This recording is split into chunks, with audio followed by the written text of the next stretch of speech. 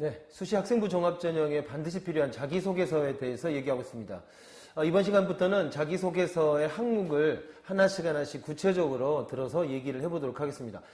자기소개서는 기본적으로 대학교육협의회에서 만들어낸 공통 양식을 보면 4개 항목으로 돼 있다고 했습니다. 첫 번째 항목 같은 경우가 여기 나온 것처럼 고등학교 재학 기간 중 학업에 기울인 노력과 학습 경험에 대해 배우고 느낀 점을 중심으로 기술해 주시기 바랍니다. 천자 이내라고 돼 있습니다. 그리고 여기 지금 쭉 정리되어 있는 자료들을 보면 서울대를 기준으로 해가지고 이 1번 문항이 그동안 어떤 형태로 변해왔는가를 뭐 꼬치꼬치 좀 따져봤습니다. 하지만 이제 사실 1번 문항은 그렇게 큰 변화를 가져온 게 별로 없습니다. 다시 정리를 해보면 지금까지 자기소개서 1번 같은 경우는 뭐 말이 몇 개, 단어가 몇 개 바뀌긴 했지만 그렇게 크게 차이가 나지 않는다 이렇게 보는 게 맞다라는 겁니다. 그래서 특별한 요구사항이 바뀌지 않았고 그 다음에 다른 여러 대학도 대학이 요구하는 인재상이랄지 이런 것도 변화가 된 게 없기 때문에 첫 번째는 말 그대로 고등학교 재학 기간 동안에 무슨 일이 있었냐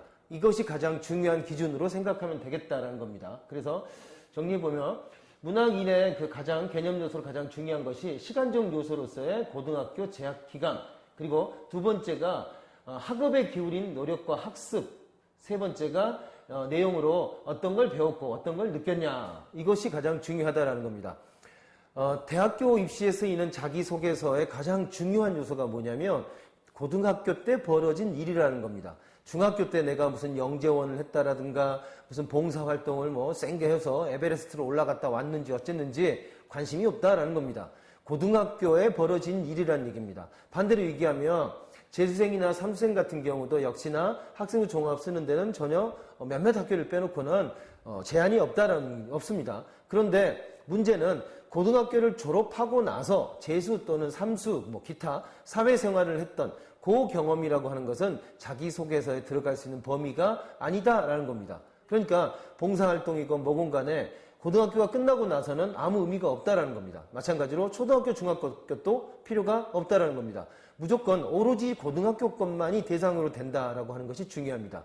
이게 굉장히 간단한 얘기 같지만 사실은 자소서를 쓰는 학생 중에 실제로 방금 그랬어? 라고 생각하는 사람이 분명히 있을 겁니다. 제가 알기로 10% 정도는 초등학교 때, 중학교 때 뭐 연날리기 대 이런 것까지 다 생각해가지고 다 집어넣으려고 생각하는 학생들이 분명히 있다라는 겁니다. 그러면 어떻게 되나요? 그 자소서는 망한 자소서가 되는 거죠. 그러니까 가장 중요하게 봐야 되는 것이 고등학교 시절에 어떤 일을 했느냐, 이것들이 가장 중요하다라는 겁니다. 자, 이 첫 번째 거에서 보면, 자, 아까 이 정리한 것처럼 고등학교 다닐 때의 학습 경험과 그 다음에 학업에 기울인 것, 뭐 이런 것들이 가장 중심이 돼야 된다라고 합니다. 그러면 이 경우에는 학생부에 있는 항목 중에서 행동발달 상황이 있을 거고, 그 다음에 창의적 체험활동이 있을 거고, 그 다음에 독서 이력도 있는데 이 중에서 창의적 체험활동이라고 하는 것이 메인이 돼야 된다라는 겁니다. 자, 나눠서 보면은 학교 활동은 크게 한 4가지 정도로 나눠볼 수가 있습니다. 봉사활동, 뭐 다 알고 있는 거죠. 얼마나 그건 이제 봉사 시간이라고 하는 것도 기본적으로 채워야 하니까 봉사활동들은 웬만큼 합니다. 그런데 이 봉사활동이라고 하는 것은 장점이자 단점이 있습니다. 어떤 게 있냐면 봉사 같은 경우는 말하자면 이건 범용 스펙이라고 합니다. 그러니까 남을 돕는 일을 기본으로 한 거였죠. 그러니까 대학에서 어떤 특별한 전공과 연계되기는 좀 어렵더라라는 겁니다. 그러면 전공과 연계되는 게 뭐가 있나요? 진로활동이라고 하는 게 있죠. 그러니까 진로활동이라고 하는 게 중요하고, 그 다음에 이 진로활동이라고 하는 것은 너무 정답성으로 보일 가능성이 높습니다.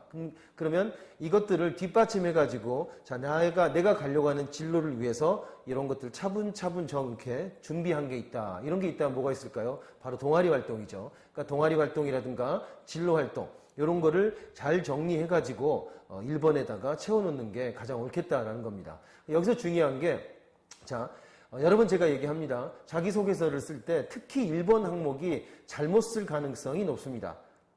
이 잘못된 가능성이 어떤 거냐면 아까 말한 줄줄이 나열하는 이런 형태인 겁니다. 저는요 뭐도 했고요 봉사도 하여간 뭐 시시콜콜한 건 다 쓴다 뭐 이런 생각을 갖고 있는 학생이 많습니다.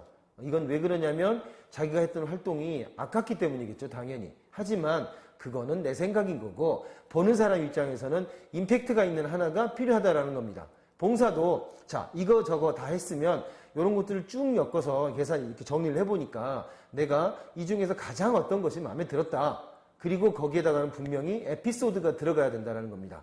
자기소개서 원칙 중에 하나가 솔직하고 있는 그대로 써라고 그랬지만 학생부에는 에피소드가 들어있지 않다라는 겁니다. 그렇기 때문에 가장 중요한 것들을 정리해서 거기서 말하자면 어떤 컨셉을 잡아내야 된다는 겁니다. 그리고 그 컨셉에 맞춰가지고 에피소드가 하나 그럴듯하고 재미있고 실제로 있었던 것이 오히려 더 훨씬 감동적이겠죠.